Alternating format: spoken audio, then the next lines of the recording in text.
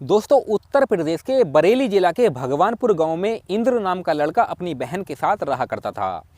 इंद्र के माता पिता नहीं थे, क्योंकि बचपन में ही इन दोनों को छोड़कर इस दुनिया से चले गए थे। इंद्र पास की ही एक कंपनी में गत्ता फैक्ट्री में मजदूरी किया करता था और अपनी बहन को पढ़ाया लिखाया करता था। इसकी बहन का नाम मीनाक्षी होता है। वो कॉलेज में पढ़ने के लिए जाया करती थी और ऑटो से हर दिन कॉलेज जाया करती थी। जी हाँ दोस्तों, एक दिन मीनाक्षी को फीस भरने के लिए पैसे की ज़रूरत पड़ जाती है। तभी वो अपने भाई इंद्र से पैसों की डिमांड करती है। 6,000 रुपये की डिमांड करती है। लेकिन इंद्र के पास पैसे नहीं होते हैं, उसके पास सिर्फ 1,000 रुपये ही होते हैं। इसीलिए वो पैसों का इंतजाम करने के लिए अपनी बहन की खातिर वो अपने एक दोस्त तरुण के पास चला जाता है। तरुण एक रईस लड़का होता है, घमंडी लड़का होता है और इसके पिता काफ़ी पैसे वाले आदमी होते हैं और पुलिस में भी होते हैं। वो तरुण से 5,000 रुपये उधार ले लेता है और पैसे अपनी बहन को दे देता है। लेकिन इंद्र ने अपने दोस्त तरुण से पैसे तो उधार ले लिए थे, लेकिन आगे चल के उसकी ज़िंदगी में क्या बदलाव आने वाला था, क्या घटना घटने वाली थी दोस्तों, उसके बारे में वो कोई नहीं जानता था। जी हाँ दोस्तों, जब मीनाक्षी घर लौट रही होती है अपने कॉलेज से और बस अड्डे पर खड़ी थी, तभी तरुण वहाँ पर पहुँच जाता है और मीनाक्षी के साथ बदतमीजी करने लगता है और उससे कहता है कि तुम्हारे भाई ने जो मुझसे पैसे उधार लिए हैं 5,000 रुपये, तुम्हें वो पैसे लौटाने की ज़रूरत नहीं है, बल्कि कुछ समय तुम मेरे साथ बिता लो।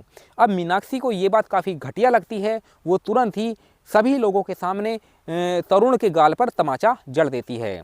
तरुण को काफ़ी बेइज्जती महसूस होती है, इसीलिए वो मीनाक्षी को धमकी देता है कि इसका बदला तो एक न एक दिन वो लेकर ही रहेगा। अब दोस्तों, जैसे ही 2 दिन का समय गुजरता है तो तरुण अपने एक दोस्त रिक्शे वाले को, जिसका नाम सुरेश होता है, उसे 10,000 रुपये देके अपनी साजिश में शामिल कर लेता है। अब दोस्तों, 18 अक्टूबर 2025 का दिन आ जाता है। जब मीनाक्षी अपने कॉलेज निकलती है तो सुरेश उसे अपने ऑटो में बिठा के उसके कॉलेज ना ले जाके एक खेतों में लेकर चला जाता है, जहाँ पर पहले से ही तरुण मौजूद था। सुरेश और तरुण मीनाक्षी को ऑटो में से उतार लेते हैं और गन्ने के खेत में लेकर चले जाते हैं और उसके साथ दरिंदगी करना शुरू कर देते हैं। जब ये सब कर लेते हैं दोस्तों, उसके बाद मीनाक्षी को धमकी देते हैं कि अगर इसके बारे में तुमने किसी को भी बताया तो वो तुम्हारे भाई को जान से मार देंगे। अब मीनाक्षी जो होती है अपनी भाई की खातिर, अपनी भाई की जान की खातिर चुप रहती है और घुटती रहती है। एक दिन की बात होती है दोस्तों, 30 अक्टूबर 2025 का दिन आ जाता है। मीनाक्षी अपने कॉलेज नहीं जाती है, वो घर पर अकेली ही रहती है। तभी तरुण को पता लग जाता है कि मीनाक्षी घर पे अकेली है। तो जो तरुण होता है वो मीनाक्षी के घर पे ही पहुंच जाता है और उसके साथ वहीं पर दरिंदगी करने लगता है। अब ये सिलसिला दोस्तों महीनों तक चलता जाता है। 1 दिसंबर 2025 का दिन आ जाता है। एक दिन मीनाक्षी घर का काम कर रही होती है, तभी अचानक से उसे चक्कर आ जाता है और वो गिर जाती है। उसका भाई इंद्र उसे हॉस्पिटल लेके चला जाता है और उसका चेकअप जब कराता है तो उस चेकअप में साफ साफ ये लिखा हुआ था कि मीनाक्षी 1 महीने की पेट से है। अब इंद्र जब ये बात जानता है तो उसके होश उड़ जाते हैं, उसके पैरों के नीचे से ज़मीन खिसक जाती है और अपनी बहन से इसके बारे में पूछने लगता है। दोस्तों, मीनाक्षी रोती हुई सुरेश और तरुण की पूरी करतूत के बारे में बता देती है। अब इंद्र जब तरुण और सुरेश के बारे में जब ये जानता है तो उसे काफ़ी गुस्सा आता है और फिर वो कानून का सहारा लेने के बारे में सोचने लगता है। उसके बाद वो अपनी बहन मीनाक्षी को साथ लेता है और नज़दीकी पुलिस स्टेशन पहुंच जाता है। वहाँ के जो दरोगा साहब होते हैं वो जब इन दोनों को देखते हैं, इनकी कहानी सुनते हैं, तो उल्टा इन्हें ही जलील कर देते हैं और कहते हैं कि तुम गरीब लोग हो, अमीर लड़कों को अपने प्रेम जाल में फंसा के उनसे पैसे ऐंठने की कोशिश करते हो, अमीर लोगों को बदनाम करने की कोशिश कर रहे हो। इसीलिए जो दरोगा साहब होते हैं वो मीनाक्षी को और उसके भाई इंद्र को वहीं से धक्के मारकर बाहर निकाल देते हैं। उसके बाद इंद्र फैसला करता है कि वो अब गांव में पंचायत करेगा, शायद पंचायत में उसकी मदद हो जाए। दोस्तों, पंचायत बुलाई जाती है, सुरेश को और तरुण को भी बुलाया जाता है। पंचायत में काफ़ी सारे लोग होते हैं, पूरी बात रखी जाती है। इंद्र और मीनाक्षी की बात पूछी जाती है, वो दोनों अपनी पूरी बात बताते हैं। मीनाक्षी अपने ऊपर हुए अत्याचारों के बारे में पंचायत में बताती है।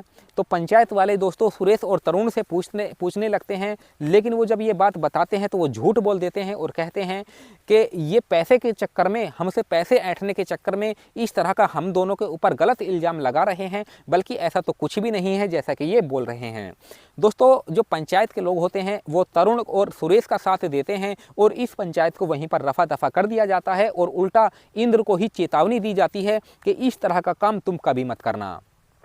जी हाँ दोस्तों, अब इंद्र अपनी बहन को निराश होते हुए अपनी बहन को घर लेकर आ जाता है और अपने आप से फैसला करता है कि ना ही अब पंचायत ने उसका फैसला किया और ना ही समाज ने उसका फैसला किया, ना ही कानून ने उसका फैसला किया, अब वो खुद ही अपना फैसला करेगा। इसीलिए वो एक धारदार हथियार उठाता है और सुरेश को और तरुण को ढूंढने की कोशिश करने लगता है। दोस्तों, तरुण और सुरेश एक बैठक में बैठकर शराब पी रहे थे, काफ़ी ज़्यादा हंस रहे थे और अपनी जीत का जश्न मना रहे थे।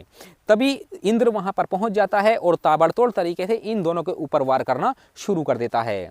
थोड़ी देर के अंदर अंदर वो इन दोनों की बड़ी ही निर्मम तरीके से हत्या कर देता है। हत्या करने के बाद वो वहां से भाग जाता है। दोस्तों, लोग वहां पर मौजूद हो जाते हैं, पुलिस को बुला लिया जाता है। फिर पुलिस इन दोनों के शव को अपने कब्जे में लेकर पोस्टमार्टम के लिए भेज देती है।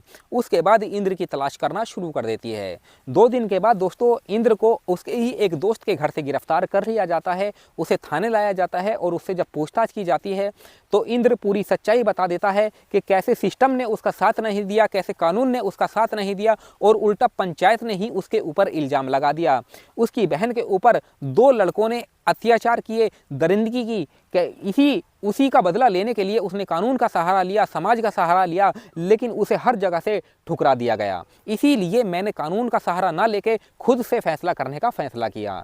जब पुलिस वाले आईजी साहब, डीआईजी साहब जब उसकी ये बात सुनते हैं तो उन्हें अपने सिस्टम पर, उन्हें अपने कानून पर काफ़ी शर्मिंदगी महसूस होती है कि हमारे सिस्टम में किस तरह के लोग मौजूद हैं, किस तरह के अधिकारी लोग मौजूद हैं जो गरीबों की मदद नहीं करते हैं, जो अमीरों का साथ देते हैं और अमीरों से रिश्वत लेके उन्हीं का साथ देके और गरीबों को नुकसान पहुंचाते हैं। जी हाँ दोस्तों, अब जो आईजी साहब और डीआईजी साहब होते हैं वो उस पुलिस वाले दरोगा साहब को के पास जाते हैं और उसे फटकार लगाते हैं। दोस्तों, अब ये आईजी साहब और डीआईजी साहब जो होते हैं वो उस थाने पहुंचते हैं जहां पर इंद्र और उसकी बहन मीनाक्षी को जलील किया गया था। उस थाने में जाकर उस दरोगा साहब के पास चले जाते हैं और तुरंत ही जाते ही उस दरोगा साहब को सस्पेंड कर दिया जाता है। उसके बाद दोस्तों, इंद्र के ऊपर मुकदमा चलाया जाता है क्योंकि इंद्र ने अपराध तो कर दिया था। अब चाहे वो जाने अनजाने में हो या फिर कैसे भी हो, अपराध तो उससे हो गया था, कानून तो उसने अपने हाथ में लिया था। इसीलिए उसके ऊपर मुकदमा चलाया जाता है और कानून के दायरे में रहते हुए उसको जब अदालत में पेश किया जाता है तो जज साहब उसकी जब पूरी कहानी सुनते हैं, उसकी बहन की पूरी कहानी सुनते हैं, तो उन्हें लगता है कि इंद्र ने कोई गलती नहीं की है, क्योंकि इंद्र ने पहले कानून का सहारा लिया, समाज का सहारा लिया और फिर पंचायत का सहारा लिया। हर जगह से उसे ठुकरा दिया गया, जिस वजह से इंद्र ने अपने आप ही फैसला करने की सोची। इसीलिए जो जज साहब होते हैं इंद्र को 2 साल की सज़ा सुना देते हैं। अब 2 साल की सज़ा तो उसे सुना दी थी दोस्तों, अब इंद्र को जेल भी जाना पड़ गया था। दोस्तों, अब इंद्र जेल चला जाता है और 2 साल की ज़िंदगी वो जेल में ही गुजारने वाला था। इधर इसकी बहन जो होती है उसने कोई अपराध नहीं किया था, बल्कि वो तो एक पीड़िता होती है और पीड़िता को देखते हुए सरकार उसे मुआवजा देती है। 15 लाख का मुआवजा मीनाक्षी को मिल जाता है। उन 15 लाख को मीनाक्षी अपने पास रख लेती है और अपने भाई के बाहर आने का इंतजार करने लगती है।